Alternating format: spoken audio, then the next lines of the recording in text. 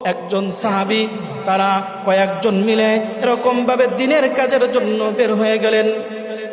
উকবা ইবনে নাফিয়া তার একটা দল নিয়া তাবলীগ নিয়া দিনের কাজের জন্য বের হয়ে গেলেন। দিনের কাজের জন্য বের হয়ে গেলেন। উকবা ইবনে নাফিয়া রাদিয়াল্লাহু তাআলা আনহু দিনের কাজে তার কয়েকজন সাথী সঙ্গী নিয়া এরকম ভাবে রওনা করলেন। যেই জায়গা যাবে, যেই স্থানে যাবে, কয়েকটা জঙ্গল পাড়ি দিয়া তারপরে ওই স্থানে যাইতে হবে। এবার যাইতে যাইতে জঙ্গলের গভীরে চলে গেলেন। এদিক দিয়ে সন্ধ্যা ঘনিয়ে আসতেছে। এবার উকবা ইবনে নাফিয়া তার সাথী সঙ্গীদেরকে ডাকতে বললেন, ও আমার সাথীরা, তোমরা এই জঙ্গলের মধ্যেই তাঁবু গাড়ো, এখানেই রাত্রে যাপন করতে হবে। এবার সাথীরা ডাক দিয়ে কয়, আপনি কি পাগল হয়ে গেছেন নাকি? এটা তো জঙ্গল, গভীর জঙ্গল, এখানে বাঘ আছে, সিংহ আছে, বড় বড় বিষাক্ত সাপ আছে, বিষাক্ত প্রাণী আছে। এখানে যদি আমরা রাত্রেবেলা অবস্থান করি, সকালবেলা আমাদের একজনের লাশও খুঁজে পাওয়া যাবে না। ঠিক কিনা বলেন? একজনের লাশও খুঁজে পাওয়া যাবে না। আপনি কি বলেন? এটা জঙ্গলের মধ্যে আমরা কেমনে থাকবো? চতুর্দিক দিয়া হিংস্র প্রাণীতে ভরা, এখানে আর কি থাকা যায়?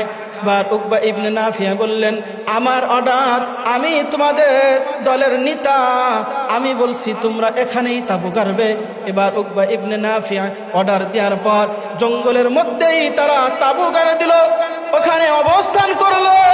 তাদেরকে তাঁবু গাড়তে দিয়া উকবা ইবনে নাফিয়া চলে গেলেন, জঙ্গলের আরো গভীরে চলে গেলেন। উঁচা একটা টিলায় যায় দাঁড়াইলেন। এদিক দিয়ে সাথী সঙ্গীরা তালাশ করে, কি ব্যাপার, আমাদেরকে তাঁবু গাড়তে দিয়া এবার উকবা কোথায় গেল? সাথীরা এবার তালাশ করে দেখে উকবা রাদিয়াল্লাহু তাআলা আনহু, উকবা ইবনে নাফিয়া রাদিয়াল্লাহু তাআলা আনহু উঁচা টিলার উপরে দাঁড়াইয়া কোনো মানুষকে বয়ান করে শোনায় না, পুরা জঙ্গলবাসীকে ডাক দিয়ে বলতেছে, এরে জঙ্গলের হিংস্র প্রাণীরা, খবরদার খবরদার, আমরা হলাম নবীর সাহাবী, দিনের কাজের জন্য বের হয়েছি।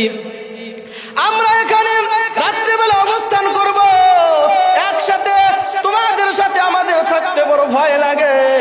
সাহাবীরা ভয় পায়, আমরা সবাই একসাথে থাকতে পারবো না তোমাদেরকে নিয়া, তোমাদের সাথে থাকলে আমাদের বড় ভয় লাগে। আমি বলতে চাই, জঙ্গলের যত হিংস্র প্রাণী আছে সবাই আমার কথা শোনো। নবীর সাহাবীরা এখানে অবস্থান করছে, রাত্রেবেলা নবীর সাহাবীরা অবস্থান করবে। তোমরা কথা শোনো, তোমরা সকলেই এই জঙ্গলকে খালি করে দাও, নবীর সাহাবীরা আজকে রাত্রে এখানে থাকবে। সুবহানাল্লাহ। নবীর সাহাবীরা এখানে থাকবে, তোমরা জঙ্গলকে খালি করে দাও। সাহাবীরা বলে, যখন উকবা ইবনে নাফি কথা বলল, আবার বলতেছে, যদি তোমরা জঙ্গল খালি না করো, এই যে দেখছো দাঁড়ালো তরবারি, যদি সন্ধ্যার ভিতরে যদি জঙ্গলটাকে খালি না করো, তাহলে কিন্তু চিনে রাখো, আমরা কিন্তু নবীর সাহাবী। এই যে ধারালো তরবারি আছে, এই তরবারি দিয়ে একটারও বাঁচার উপায় নাই, সব কয়রারে কচু কাটা কাটবো। সন্ধ্যার আগেই তোমরা জঙ্গল ছেড়ে দিবে, এখানে নবীর সাহাবীর অবস্থান করবে। এবার এই কথা বলার সঙ্গে সঙ্গে সাহাবীরা বলে, অন্য সাহাবীরা বলতেছে, যখন উকবা ইবনে আবু নাফিয়া এই কথা জঙ্গলের হিংস্র প্রাণীদেরকে শোনাইল, সবাই যার যার বাচ্চাকে মুখে নিয়া এবার জঙ্গল ছাড়া শুরু কইরা দিছে। সুবহানাল্লাহ। মুহাম্মদ নে আকর কুফর কো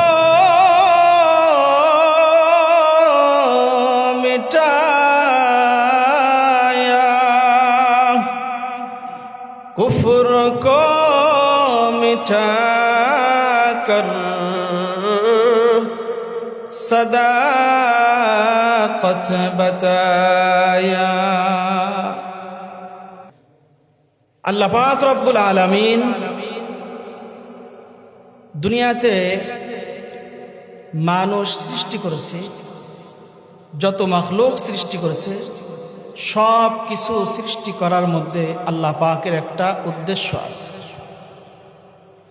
আল্লাহ পাক রব্বুল আলামিন খামাখা এমনি আল্লাহ পাক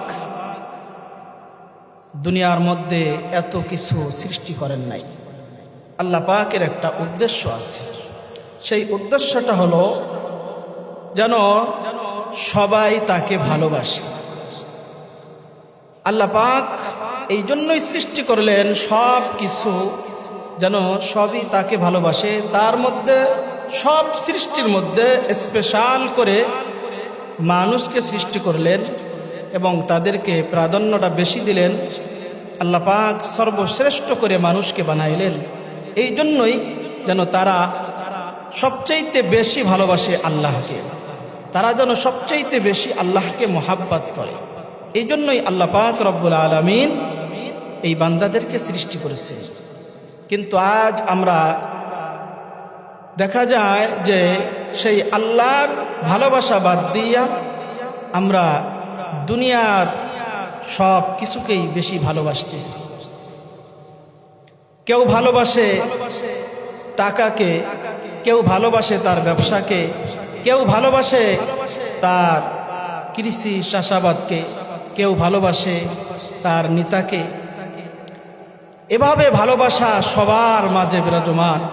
কেউ ভালোবাসে তার স্ত্রীকে, কেউ ভালোবাসে আবার তার সন্তানদেরকে, কেউ ভালোবাসে খালাতো বোন, মামাতো বোন, এভাবে করে কেউ নারীকে ভালোবাসে। সব ভালোবাসাই বিরাজমান হয়ে গেছে মানুষের মধ্যে। কিন্তু একমাত্র আল্লাহ পাক যেই উদ্দেশ্য করে মানুষকে সৃষ্টি করলেন যেন মানুষ আল্লাহকে ভালোবাসবে, কিন্তু সেই আল্লাহকেই ভালোবাসার সময়টুকু বান্দার মধ্যে নাই। আর ভালোবাসাটা এত পরিমাণ বান্দার মধ্যে, দুনিয়ার ভালোবাসাটা এত ঢুকে গেছে যে আল্লাহকে কিছু কিছু বান্দা দুনিয়ার মহায় পড়ে আল্লাহকে ভুলে পর্যন্ত যায়। কিন্তু আল্লাহ পাক সৃষ্টি করেছিলেন যে বান্দাগুলো আমাকে ভালোবাসবে। এজন্যই বলা হয় মানুষ তিন প্রকার। এক প্রকার মানুষ হলো আল্লাহ পাক রব্বুল আলামিন বলেন তাদেরকে মানুষের স্রোতে দেখা গেলে কি হবে, মানুষের মতো হাত আছে, মানুষের মতো পা আছে, মানুষের মতো জবান জিহ্বা, সব কিছু মানুষের মতো দেখা গেলেই মানুষটা মানুষ হয় না। কয় কিছু মানুষ আছে দেখতে মানুষ, সূরতে ইনসান, কিন্তু ও আসলে শয়তান। আল্লাহ পাক রব্বুল আলামিন বলেন ওই সমস্ত মানুষ থেকে তোমরা আমার কাছে পানা চাও, এরা নবীর উম্মতের দল। আর এক প্রকারের মানুষ আছে কয় সূরতে মানুষের মতো দেখা গেলেও কিন্তু তারা হলো হায়াওয়ান, নির্লজ্জ, তার মধ্যে হিংস্র প্রাণী, হায়াওয়ান জানোয়ারের মতো তার মধ্যে স্বভাব। দেখতে মানুষের মতো মনে হইল তার স্বভাবটা জানোয়ারের মতো। আল্লাহ পাক বলেন এই সমস্ত বান্দা থেকে, এই সমস্ত মানুষ থেকে তোমরা আল্লাহর কাছে পানা চাও, এর নবীর উম্মতের দল। আর কিছু মানুষ আছে কয় তারা হলো আসলেই মানুষ, মানুষের মতো মানুষ। যারা মানুষের মতো মানুষ আল্লাহ পাক তাকে এত মহাব্বত করেন, তাদেরকে আল্লাহ পাক রব্বুল আলামিন বলেন ওই সমস্ত মানুষকে আমি বড় মহাব্বত করি, ওই সমস্ত বান্দা বান্দীদেরকে আমি বড় ভালোবাসি। আর যাকে আল্লাহ ভালোবাসেন, যাকে আল্লাহ মহাব্বত করেন, আল্লাহ পাক রব্বুল আলামিন সমস্ত ফেরেশতাদেরকে ডাইকে বলেন ওই এলাকার অমুক বান্দাকে আমি ভালোবাসি, তোমরাও তাকে ভালোবাসো। এরা নবীর উম্মতের দল। আল্লাহ পাক যাকে ভালোবাসেন ফেরেশতারাও তাকে ভালোবাসতে শুরু করেন, জগতের সব কিছুতেই তাকে ভালোবাসতে শুরু করেন। এরা নবীর উম্মতের দল। পশু পাখি পর্যন্ত ওই বান্দাটাকে ভালোবাসতে শুরু করে, যেই বান্দাটাকে আল্লাহ ভালোবাসে, যেই বান্দাটাকে আল্লাহ মোহাব্বত করে। গাছে মাছে চতুষ্পর জানোয়ার পর্যন্ত তাকে ভালোবাসতে শুরু করে, এমনকি আগুনেও পর্যন্ত তাকে ভালোবাসে। হযরতে ইব্রাহিম আলাইহিস সালাতু ওয়াস সালামকে আগুনের মধ্যে ফেলা হলো, কিন্তু আগুন বড় ভালোবাসে ইব্রাহিম আলাইহিস সালাতু ওয়াস সালামকে। আগুনের মধ্যে ফেলা হলো, কিন্তু আগুনের মধ্যে পড়ার পরেও একটা পশমও হযরতে ইব্রাহিম আলাইহিস সালাতু ওয়াস সালামের পুড়ে নাই। এরা নবীর উম্মতের দল। শুধু তাই নয়, পাথরে পর্যন্ত মানুষকে ভালোবাসে। যেই মানুষটা আল্লাহর প্রিয় হয়ে যায়, আল্লাহর প্রিয় বান্দা বান্দি হয়ে যায়, ওই মানুষটাকে পাথরে পর্যন্ত ভালোবাসে, গাছটাও পর্যন্ত ভালোবাসে। আমার নবীকে একটা খেজুর গাছ কি পরিমাণ ভালোবাসতো, কি পরিমাণ মোহাব্বত করত। আমার আপনার হাবিব জনাবে মুহাম্মদ আরবি সাল্লাল্লাহু আলাইহি ওয়াসাল্লাম একটা খেজুর গাছের উপরে বসে এরকম ভাবে জুমার দিনে খুতবা দিতেন। ওই খেজুর গাছটা এত নবীর প্রেমে পড়ে গেল, এত নবীর ভালোবাসার মধ্যে ডুবে গেল। যখন মসজিদটা সুন্দর হইল, যখন আর ওই খেজুর গাছের দরকার নাই, কিন্তু খেজুর গাছটাকে সাহাবীদেরকে অর্ডার করা হলো, তাকে সরাইয়া তাকে কবর দিয়ে দাও, যেহেতু আমি ওটার পর বসে বসে খুতবা দান করেছি। কিন্তু খেজুর গাছ কান্না শুরু করে দেয় নবীর ভালোবাসায়।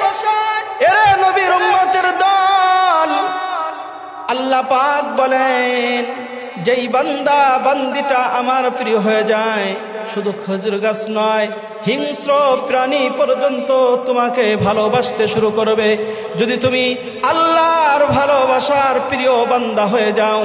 আর আল্লাহর ভালোবাসার প্রিয় বান্দা কেমনে হবে? যদি তুমি আল্লাহর হুকুমগুলো ঠিক মতো আদায় করতে পারো। এরা নবীর উম্মতের দল। মানুষের মতো মানুষ হয়ে গেলে, আল্লাহর প্রিয় বান্দা হয়ে গেলে, গাছটা পর্যন্ত ভালোবাসে, হরিণ পর্যন্ত ভালোবাসে, বনের হরিণ পর্যন্ত ভালোবাসে। আমার নবীকে হরিণে কতটা ভালোবাসছে, নবীকে গাছে কতটা ভালোবাসছে। নবী রাস্তা দিয়ে হেঁটে যায়, আর চতুর্পাশ থেকে সালামের আওয়াজ আসে। সাহাবেরা জিজ্ঞাসা করলো, ইয়া রাসূলুল্লাহ, ইয়া হাবিবাল্লাহ, আশপাশে তো কোনো মানুষ দেখি না, কোনো মানুষ দেখা যায় না, কিন্তু এত সালামের আওয়াজ কোথা থেকে আসে? নবী করিম সাল্লাল্লাহু আলাইহি ওয়াসাল্লাম বলেন, ও আমার সাহাবীরা, আমি কি শুধু তোমাদেরই কি নবী? আমি কি শুধু মানুষের নবী? না না, কুল কায়নাতের মধ্যে যা কিছু আছে সব কিছুর নবী বানাইয়া আমাকে আল্লাহ পাঠাইছেন। আমাকে গাছেও বড় ভালোবাসে, এই জন্য আমি রাস্তা দিয়ে হেঁটে যাই, রাস্তার গাছগুলো আমাকে সালাম দেয়। সুবহানাল্লাহ। এরা নবীর উম্মতের দল।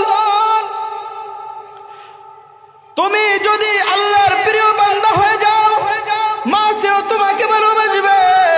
দেখো না, হযরতে ইউনূস আলাইহিস সালাতু ওয়াস সালামকে মাছে গিলে খেয়ে ফেললো, কিন্তু মাছে গিলে খেয়ে ফেলছে, এরপরও হজম করতে পারে নাই। মাছের মধ্যে আল্লাহ পাক রব্বুল আলামিন কেমন যেন আয়না সেট করে দিছে।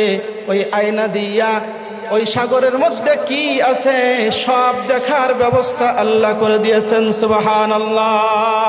কারণ মাছটাও আল্লাহর কথা শুনে যখন ইউনূস আলাইহিস সালাতু ওয়াস সালামকে মাছে গিলে ফেলল, আল্লাহ পাক রব্বুল আলামিন মাছকে কয়, ও মাছ, তোর পেটের মধ্যে যেমন তেমন মানুষ ঢোকে নাই, আমার পয়গম্বর ঢুকছে, খবরদার খবরদার, আমার পয়গম্বরকে তুই খাবি না, হজম করবি না, আমার পয়গম্বরের জন্য ক্ষতি না হয়। ওই মাছটা 40 দিন পর্যন্ত পেটের মধ্যে রাখলো। আল্লাহ পাক রব্বুল আলামিন সাগরের মধ্যে দিয়ে ঘুরায়। এরে নবীর উম্মতের দল, এরপরেও মাছ হজম করতে পারে না। এই জন্য বলি বাজান, আল্লাহর প্রিয় বান্দা হয়ে যাও। আমরা সেই আল্লাহর কাছে না ফিরে আসে দুনিয়ার মানুষের কাছে সাহায্য চাই, দুনিয়ার মানুষের ভালোবাসার মধ্যে পড়ে যায়, নিতার পিছে দৌড়াদৌড়ি করি। এর নবীর উম্মতের দল, আমরা এমন পাগলামি শুরু করে দিয়েছি দুনিয়ার জন্য। এরে নবীর উম্মতের দল, দুনিয়াটা পুরাই ঢোকা। অমাল হায়াতুদ দুনিয়া ইল্লা মাতাউল গুরুর। আল্লাহ পাক রব্বুল আলামিন বলেন, এই দুনিয়াটা হলো ধোঁকার জায়গা, এই ধোঁকার মধ্যে পড়িও না, কারণ দুনিয়াটা হলো ক্ষণস্থায়ী। যদি তুমি দুনিয়ার বাদশাহ হয়ে যাও, পুরো দুনিয়ার বাদশাহ হয়ে যাও, তাও তোমার বাদশাহী বেশি দিন থাকবে না। কয়েকদিন পর মৃত্যু নামক এই মৃত্যু আসার সাথে সাথে তোমার এই সমস্ত বাদশাহী শেষ হয়ে যাবে। এর নবীর উম্মতের দল, আর আমরা সেই দুনিয়ার পিছনে এত দৌড়াদৌড়ি করতেছি, আল্লাহর ভালোবাসা ভুলে গেছি, আল্লাহর প্রেম প্রীতি ভুলে গেছি, দুনিয়ার প্রেম প্রীতির মধ্যে দৌড়াইতেছি। এর নবীর উম্মতের দল, একটুবার মালিককে ভালোবাসে দেখো না, মালিক তোমাকে কতটা ভালোবাসে, মালিক তোমাকে কতটা মহাব্বত করে। আরে যেই মা 10 মাস 10 দিন পেটে রাখলো, এই 10 মাস 10 দিন যেই মা তোমাকে গর্ভে ধারণ করলো, অতিরিক্ত অন্যায় করে ফেললে, অতিরিক্ত দুষ্টুমি করে ফেললে, তাহলে ওই মা তোমাকে তেজ্য পর্যন্ত করে ফেলে, তোমার বাবা তোমাকে তেজ্য পর্যন্ত করে ফেলে।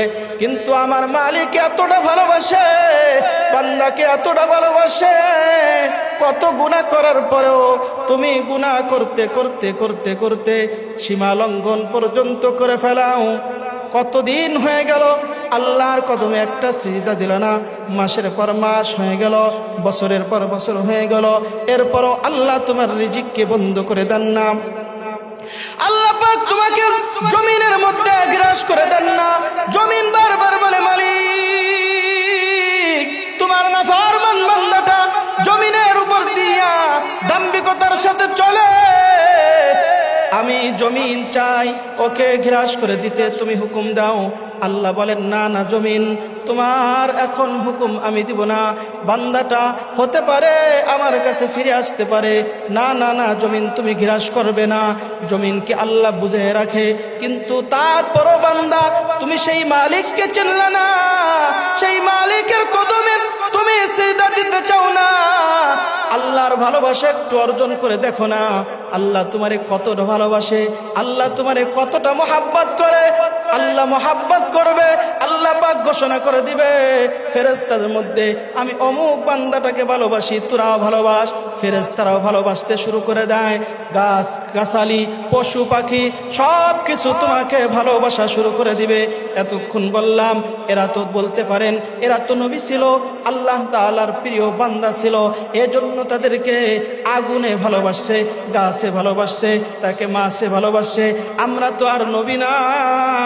আরে নবীর একজন সাহাবীকে, আরে গাছ তো দূরের কথা, মাছ তো দূরের কথা, যেই হিংস্র প্রাণী মানুষ দেখলেই আগায় আসে খাওয়ার জন্য, একজন সাহাবী তারা কয়েকজন মিলে এরকম ভাবে দিনের কাজের জন্য বের হয়ে গেলেন। উকবা ইবনে নাফি তার একটা দল নিয়া, তাবলীগ নিয়া দিনের কাজের জন্য বের হয়ে গেলেন, দিনের কাজের জন্য বের হয়ে গেলেন। উকবা ইবনে নাফি রাদিয়াল্লাহু তাআলা আনহু দিনের কাজে তার কয়েকজন সাথী সঙ্গী নিয়া এরকম ভাবে রওনা করলেন। যেই জায়গা যাবে, যেই স্থানে যাবে, কয়েকটা জঙ্গল পাড়ি দিয়া তারপরে ওই স্থানে যাইতে হবে। এবার যাইতে যাইতে জঙ্গলের গভীরে চলে গেলেন। এদিক দিয়ে সন্ধ্যা ঘনিয়ে আসতেছে। এবার উকবা ইবনে নাফিয়া তার সাথী সঙ্গীদেরকে ডাকতে বললেন, ও আমার সাথীরা, তোমরা এই জঙ্গলের মধ্যেই তাবু গাড়ো, এখানেই রাত্রে যাপন করতে হবে। এবার সাথীরা ডাক দিয়ে কয়, আপনি কি পাগল হয়ে গেছেন নাকি? এটা তো জঙ্গল, গভীর জঙ্গল, এখানে বাঘ আছে, সিংহ আছে, বড় বড় বিষাক্ত সাপ আছে, বিষাক্ত প্রাণী আছে।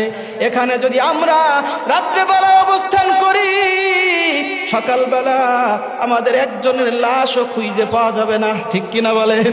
একজনের লাশও খুঁজে পাওয়া যাবে না। আপনি কি বলেন? এটা জঙ্গলের মধ্যে আমরা কেমনে থাকবো? চতুর্দিক দিয়া হিংস্র প্রাণীতে ভরা, এখানে আর কি থাকা যায়? বার উকবা ইবনে নাফিয়া বললেন, আমার অর্ডার, আমি তোমাদের দলের নেতা, আমি বলছি তোমরা এখানেই তাবু গাড়বে। এবার উকবা ইবনে নাফিয়া অর্ডার দেওয়ার পর জঙ্গলের মধ্যেই তারা তাবু গাড়ে দিল, ওখানে অবস্থান করলো। তাদেরকে তাবু গাড়তে দিয়া উকবা ইবনে নাফিয়া চলে গেলেন, জঙ্গলের আরো গভীরে চলে গেলেন। উঁচা একটা টিলায় যায় দাঁড়াইলেন। এদিক দিয়ে সাথী সঙ্গীরা তালাশ করে, কি ব্যাপার, আমাদেরকে তাবু গাড়তে দিয়া এবার উকবা কোথায় গেল? সাথীরা এবার তালাশ করে দেখে উকবা রাদিয়াল্লাহু তাআলা আনহু, উকবা ইবনে নাফিয়া রাদিয়াল্লাহু তাআলা আনহু উঁচা টিলার উপরে দাঁড়াইয়া কোনো মানুষকে বয়ান করে শোনায় না, পুরা জঙ্গলবাসীকে ডাক দিয়ে বলতেছে, এরে জঙ্গলের হিংস্র প্রাণীরা, খবরদার খবরদার, আমরা হলাম নবীর সাহাবী, দিনের কাজের জন্য বের হয়েছি, আমরা এখানে রাত্রিবেলা অবস্থান করব, একসাথে তোমাদের সাথে আমাদের থাকতে বড় ভয় লাগে। সাহাবীরা ভয় পায়, আমরা সবাই একসাথে থাকতে পারবো না তোমাদেরকে নিয়ে, তোমাদের সাথে থাকলে আমাদের বড় ভয় লাগে। আমি বলতে চাই, জঙ্গলের যত হিংস্র প্রাণী আছে সবাই আমার কথা শোনো, নবীর সাহাবীরা এখানে অবস্থান করছে, রাত্রেবেলা নবীর সাহাবীরা অবস্থান করবে, তোমরা কথা শোনো, তোমরা সকলেই এই জঙ্গলকে খালি করে দাও, নবীর সাহাবীরা আজকে রাত্রে এখানে থাকবে। সুবহানাল্লাহ। নবীর সাহাবীরা এখানে থাকবে, তোমরা জঙ্গলকে খালি করে দাও। সাহাবীরা বলে, যখন উকবা ইবনে নাফি কথা বলল, আবার বলতেছে, যদি তোমরা জঙ্গল খালি না করো, এই যে দেখছো দাঁড়ালো তরবারি, যদি সন্ধ্যার ভিতরে যদি জঙ্গলটাকে খালি না করো, তাহলে কিন্তু চিনে রাখো, আমরা কিন্তু নবীর সাহাবী, এই যে ধারালো তরবারি আছে, এই তরবারি দিয়ে একটারও বাঁচার উপায় নাই, সব কয়রারে কচু কাটা কাটবো। সন্ধ্যার আগেই তোমরা জঙ্গল ছেড়ে দিবে, এখানে নবীর সাহাবীর অবস্থান করবে। এবার এই কথা বলার সঙ্গে সঙ্গে সাহাবীরা বলে, অন্য সাহাবীরা বলতেছে, যখন উকবা ইবনে আবু নাফিয়া এই কথা জঙ্গলের হিংস্র প্রাণীদেরকে শোনাইল, সবাই যার যার বাচ্চাকে মুখে নিয়া এবার জঙ্গল ছাড়া শুরু কইরা দিছে। সুবহানাল্লাহ। এরা নবীর উম্মতের দল, তাদের কথা হিংস্র প্রাণীরা পর্যন্ত শুনে। কারণ কি? তারা আল্লাহর কথা শুনে আল্লাহ ওয়ালা হইছে, আল্লাহর প্রিয় হইছে। আল্লাহ বলেন, এ বান্দা বান্দি, একটা কথার জবাব দেন, যে আল্লাহ ওই সময় কথা শুনছে, এখন কি সেই আল্লাহ বুড়ো হয়ে গেছে? ধরে বলেন, সেই আল্লাহ এখন বুড়ো হয় নাই, তাহলে এখন কি কথা শুনবে না? যদি আমরা শোনার মতো কাজ করি, এখনো শুনবে। ঠিক কিনা বলে? শোনার মতো কাজ আমরা কি করব? আজ তো আমাদের নিজেদের মধ্যে দ্বন্দ্ব শুরু হয়ে গেছে। আল্লাহর ভয় দিলের থেকে উঠে গেছে, আল্লাহর ভালোবাসা দিলের থেকে উঠে গেছে। নিজেদের মধ্যে দ্বন্দ্ব শুরু হয়ে গেছে, মুসলমানের মধ্যে দ্বন্দ্ব শুরু হয়ে গেছে। আবার নিজেকে মুসলমান দাবি করে। মুসলমান কি কোনোদিন পারে, মুসলমান কি কোনোদিন পারে মুসলমান আর এক মুসলমান ভাইকে খুন করতে? কথা কন।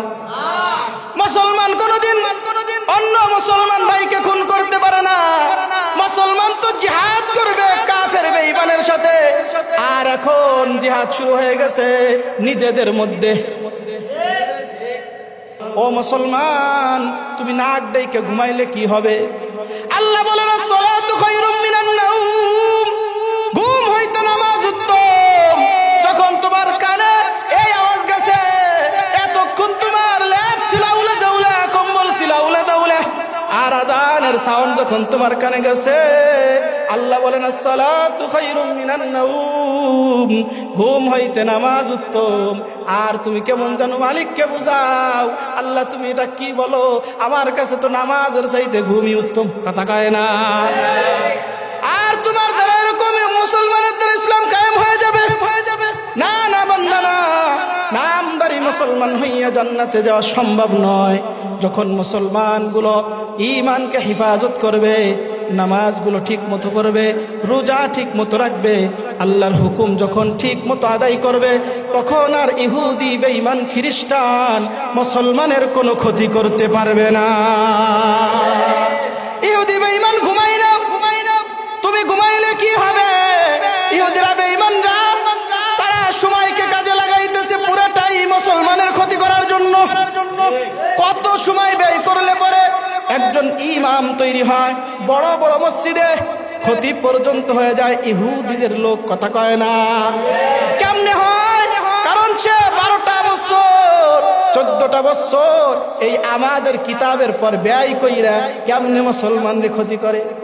আর তুমি নাক ডাইকে ঘুমাও, আর এই নাক ডাইকে ঘুমাই জান্নাতের আশা করে বসে থাকো। না না বাজান, না, চলবে না। এভাবে চললে তো ইসলাম কায়েম হওয়া সম্ভব না। এর নবীর উম্মতের দল, দেশ স্বাধীন হয়েছে আর ঘুমাই থাকলে ইসলাম কায়েম হয়ে যাবে? না না বান্দারে, তোমার ঘুমটাকে কমাইয়া নামাজের মুসাল্লায় আসতে হবে, কানটাকে সজাগ রাখতে হবে। মুসলমান কোনোদিন বলদ হয় না, মুসলমান সবচাইতে বড় চালাক। কথা কয় না? ইহুদি বেঈমান যত খ্রিস্টান আছে, যত বড় গার নাস্তিক আছে, ওরা হলো বলদ। ঠিক কিনা বলে? বলদ না হইলে কি দুনিয়ার পূজা করতো? আরে মুসলমান তো আখেরাতের পূজা করে। ঠিক কিনা বলেন? আখেরাতকে প্রাধান্য দেয়। আর ইহুদি বেঈমান যারা আছে দুনিয়াকে প্রাধান্য দেয়। আর ওই ইহুদি বেঈমান কিছু মুসলমানের মধ্যে ঢুইকা এটা প্রচার করে বেড়ায়, দুনিয়াটা মস্ত বড়, খাও দাও ফুর্তি করো। কথা কয় না? দুনিয়াটা মস্ত বড়, খাও দাও ফুর্তি করো, এই স্লোগান দিয়ে যায়। এটা কোনো মুসলমানের স্লোগান না, এটা হলো ইহুদি বেঈমান নাস্তিকের স্লোগান। এজন্য দুনিয়াটা মস্ত বলে না, দুনিয়া কিছুই না। কথা কয় না? আখেরাতের তুলনায় দুনিয়া কিছু না। যে বান্দা নিম্ন পরিমাণ জান্নাতটা পাবে, এই দুনিয়ার 10 দুনিয়ার সমান। সুবহানাল্লাহ। তাহলে দুনিয়াটা কি? আর যাকে বড় বড় জান্নাত দিবে, তাহলে অত জায়গা কোথায়? কথা কয় না? এজন্য আল্লাহর কাছে জাগার কোনো কমতি নাই, টাকা পয়সারও কোনো অভাব নাই, কোনো কিছুর কোনো অভাব নাই। এজন্য যা দরকার মালিকের কাছে চাও এবং কোরআন সুন্নাহ অনুযায়ী জীবনটাকে গঠন করার চিন্তা করো। আলেম উলামাদের পরামর্শ নিয়া জীবনটাকে অগ্রাধিকার সামনের দিকে আগানোর চেষ্টা করো। আল্লাহ পাক আমাদের সকলকে কথাগুলো বোঝার এবং আমল করার তৌফিক দান করুক। আমিন। আখির দাওয়ানা আলহামদুলিল্লাহ।